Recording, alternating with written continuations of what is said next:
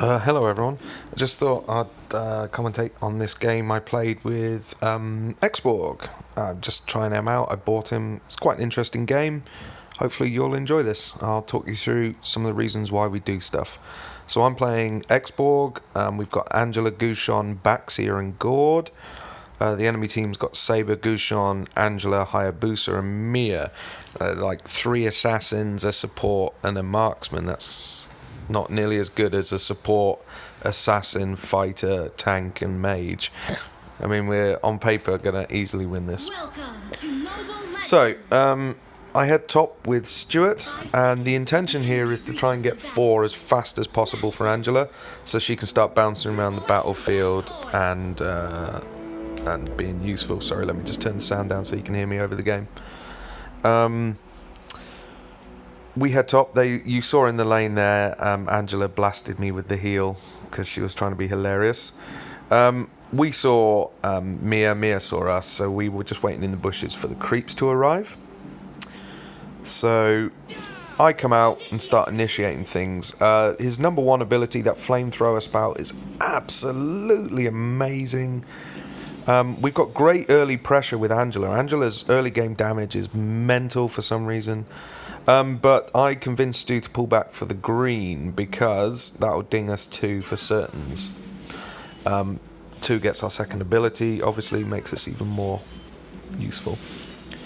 This burn I'm doing, this number 1, it's such a powerful ability. It absolutely is amazing. Our Gord picking up the first blood, obviously a big fight in the middle. I'm going to watch me mostly, but I'm going to swap a couple of times. At some pretty awesome points, I think. So just try and pick up the turtle here. That's the bad thing about using your number 2. When you use your number 2 to pull in all the orbs that you generate on the floor, that will often pull the monster on top of you, so you have to step up him to orientate your flame attack, otherwise you're just going to miss like I did there. Those orbs on the floor, by the way, heal your purple health. The purple health is the health of your power suit. When that health goes, the power suit's gone, and your ultimate ability, you sacrifice your power suit. And at that point, those canisters on the floor actually recover that orange line beneath my name and my health bar. That's an energy pool. When that fills up, you get your suit of armor back. That fills up over time naturally, but those canisters much better. Anyway, we're rocking out level 4 now, so both of us have got our ultis. So expect Stuart to be bouncing out a lane. I tell him to get off the knife before Gushon recalls it there. Pro plays, yo, pro plays. At this point, I'm toying with Turtle, and I'm thinking, can I take him solo? And then I notice Gord and Gushon are behind me, so we definitely take the Turtle while Stuart holds top lane.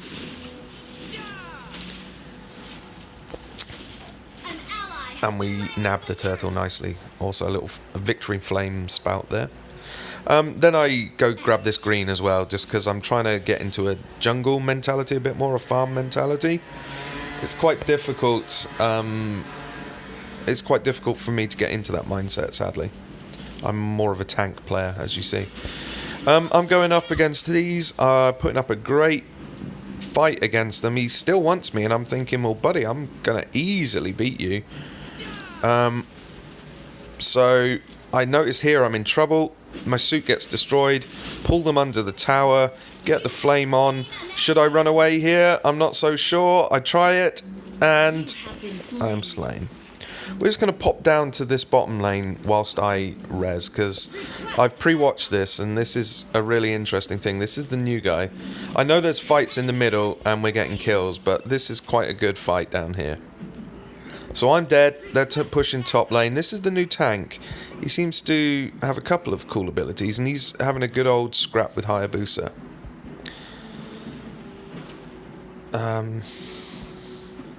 So it's quite interesting.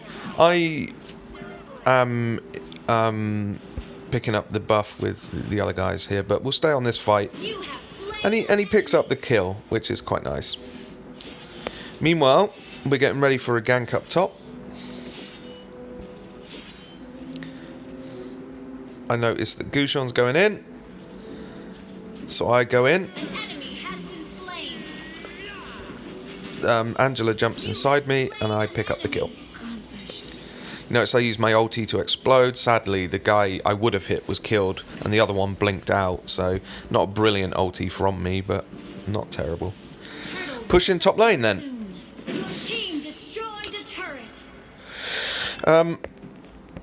I was going down to keep this to actually get the gold because I'm trying to farm. I noticed they've got their jungle back, so I leave Stu in the top lane and I am doing a bit of killing. There, another bad example of, or a good example of what goes wrong when you use your 2 to pull them in and you don't realign before you push your 1. We're thinking if Gushon wants to play, we'll play. So I press out a little bit. Your team destroyed a turret. Your team destroyed. We're getting a lot of kills. We're going to get something here. I pick up the 1. They get their Angela. We realise that it's probably best for us to move away. Gushon handily has picked up the turtle for us as well. Okay, we're saying like, well, if Angela and that girl want to get going, we'll all fight them. She jumps me. I engage. I get Stuart in me. I get mobilised annoyingly. Push after her. I do. Oh, I pull away. Oh, I thought this was the one where I ultied into her. Still, there's a big Gushon fight, so this isn't over. Stuart gets dumped out. I'm thinking I could ulti here, get 1. I'm out my suit now. Different set of abilities. I pick up the 2nd, and Gushon picked up the Angela under the base. So at this point, I'm thinking I'll go back to base, get my armor back. But then I thought, hold on, I'm a jungler. Annoyingly, that guy spawns behind me, but you know, never mind. I'm a jungler, so I'm going to get my health back from actually fighting, which is what you see the pros do. And it works out really quite nicely for me. Bit of a push bottom. We're going to swap perspectives in a second to Gushon, because he does some pretty cool stuff. At this stage, I'm just poking. I noticed the Angela beneath me, so I thought I'll come back. We run into each other here. I get my Angela, and I'm thinking, right, let's go. Annoying immobilized. That was so painful sitting through that. I aimed that badly, so I don't get pressure on the Mia. But then I think, right, I'll clear the wave. I totally wasted Stuart's ultimate there, and I'm very sorry. You saw that as he came out, he immediately initiated on Gushon, and we could have won that. So I do apologise, Stuart, wasted your ulti there. Still some good fights under the tower.